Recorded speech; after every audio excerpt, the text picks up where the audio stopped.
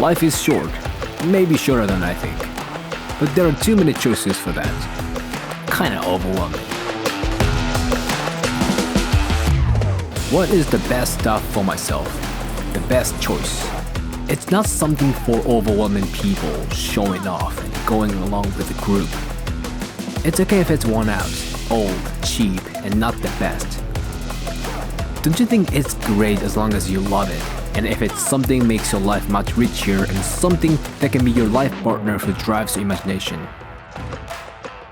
Don't care about what people say and rip off the price tag. Then, let's meet the best stuff in your life. Hello people, welcome back to another new video and thank you for tuning in again. So it's been a while to talk like this in this studio. You know, I had a great little summer break, climbing a lot, making a bed in the car and climbing a lot. But today I'm back here. I am back in front of you guys with a great topic. So today I'm gonna compare those three great budget wide-angle zoom lenses for Sony E-mount: Tamron 1728, Sigma 1628, and Sony 1635mm f4. They are all really similar in spec and price. Every time I wake up in the morning, I hear the whisper around my ears. Do the comparison. So today, let's find it out. How are they different and which one is for who? Okay, first, let's look at the build quality. You know, before we see the number and detail, we already can see those three are really similar. Yes, actually, their size and weight are not that different. Especially Tamron and Sigma are so close to each other. The weight, length, thickness are almost the same, except the Sigma has a better grip and shape and those rings. But compared to those two, Sony 1635 is a little different. First, it's 1635, so it's slightly heavier than them. It feels kind of massive compared to Tamron and Sigma. But definitely, it has the, owning satisfaction most. Simply, it just looks cool. And in function, only Sigma has this AF/MF switch, which is a huge deal to me. Come on, so windy today. Like, it's really hard to manage my hair. Like this thing. So, now you are in the middle of watching this review, right? Same here, I am in the right middle of testing those, but so far I like this Sigma 1628mm because it's in a zoom and it's light, small, compact, but also this Tamron 1728mm is really similar to this Sigma one because it's also in a zoom and light and small, but Sony, this one is not in a zoom. And it's a solid metal piece, which I think it's cool, but it's a little heavier than those Sigma and Tamron. So it seems they are better than this Sony, but don't you forget, this is 16 to 35mm, which means this has extra reach. So for now, it's like it's too soon to make a decision by only this build quality and size and weight. Okay, now let's see the image quality difference. First, sharpness. So I think there is no major sharpness difference. When you zoom in, they all equally lose details. But Sigma images have a little brighter highlight texture compared to Tamron and Sony, even though the camera setting is completely same. I mean, sometimes Tamron was a little heavier than Sigma and Sony, but the sharpness itself isn't different. In photography, they are pretty much identical. If I have to be so detailed, I guess Sigma has a slightly better highlight depiction compared to Sony and Tamron. So you know what? I thought there would be a major sharpness difference among those, like first Sigma, second Sony, third Tamron, like this order, but actually there isn't. There isn't a big sharpness difference. They all equally pretty sharp. So next, color. So far, I think you guys have already noticed that there was a major color difference, right? Yes, Sigma is really shifted to warm temperature compared to Tamron and Sony. I think Sony is most balanced. I mean, it was close to the real life color that I saw. Sigma is shifted to orange and Tamron is slightly shifted to pink, as we can see from the sky. So this photo comparison tells you that loud and clear. So this is Sony, Sigma, and Tamron. See, Sony is mutual, and Sigma is orange and Tamron is pink. So definitely I'm giving the credit to the Sony. I just like that. I just like it best. What a nice place. It's so quiet and calm and chill. So far, I think Tamron is balanced really well. Its sharp color is good, but my favorite color is Sony, obviously. But the Sigma is sharpest, I think, so far, as I see the monitor, as I see the viewfinder, I think. And I just found the dog. He see me.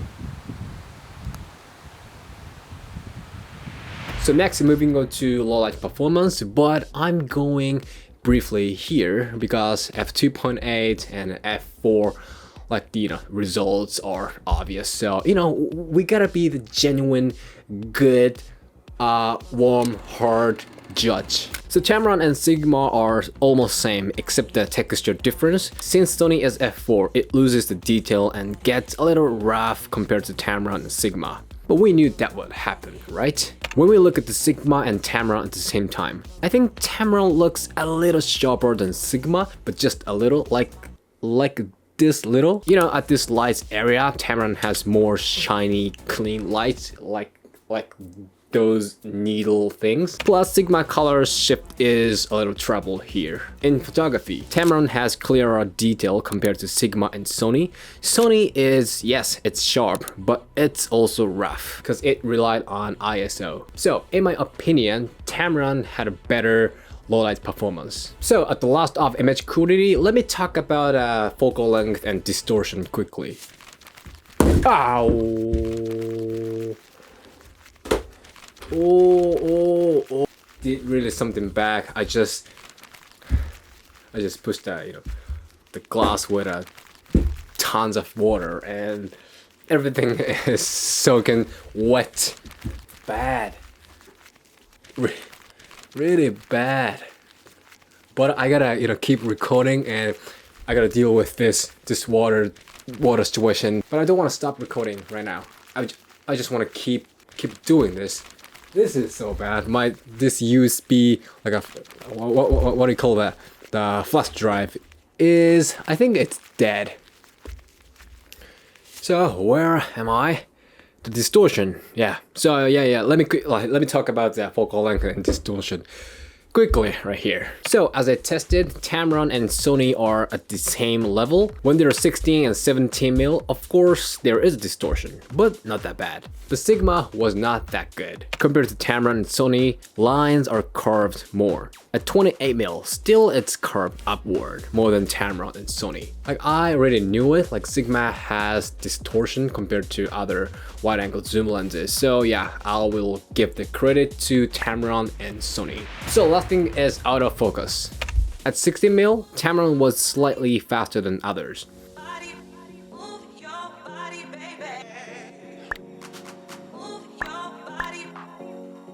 At 28mm, same, Tamron is doing really well. I tested a couple of more, but sometimes Sony was fastest and sometimes the Tamron was the best.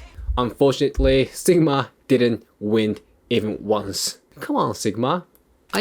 I believed in you. So I think for autofocus, Tamron and Sony are pretty good equally, but I guess I'm giving the credit to the Tamron for this autofocus. Alright, that's it. Hope you guys are having a good time here. So each lens has strength and weakness. Sigma has a good texture and Sony has a good color. Tamron is balanced really well. It has a good autofocus and low light performance. It's lightest. So I think what to choose depends on your priority and your style. But me, I guess I'm going for Sony 16-35mm. Although it's heavier than others and f4, it has the best color to me. When it comes to the sharpness difference, I think it's not a big deal because people watch it with a small screen. So yeah, not a big deal. But color does matter. And Sony has extra reach. It's 16-35 plus it looks cool. That's huge to me. But I recommend Tamron 17-20mm for most of you guys, especially people who just started. I just want you to have the good experience with f2.8. And you know what? It's lightest, it's really small, compact, it's inner zoom, and it's the cheapest. I mean, for the price, not quality, it's cheap, $799, I think, something like that. So it's easiest to get and use. It's most budget. Thinking about the cleaning my desk, cleaning this water situation. Jesus. So let's go back to the moral of this story before I end this video. So what is the best stuff for you? The luxury expensive stuff which a lot of people recommend, which a lot of people have? No, it doesn't have to be fancy, but it has to be the great partner in your life. Today, I made those 3 lenses naked, exposed, so now it's a turn. Okay, this is it. If you have any questions, thoughts, don't hesitate to leave the comment below. So today's topic is pretty much it, and thank you for watching this video. If you like this one, show me a thumb and hit the subscribe, and I'll see you in the next video.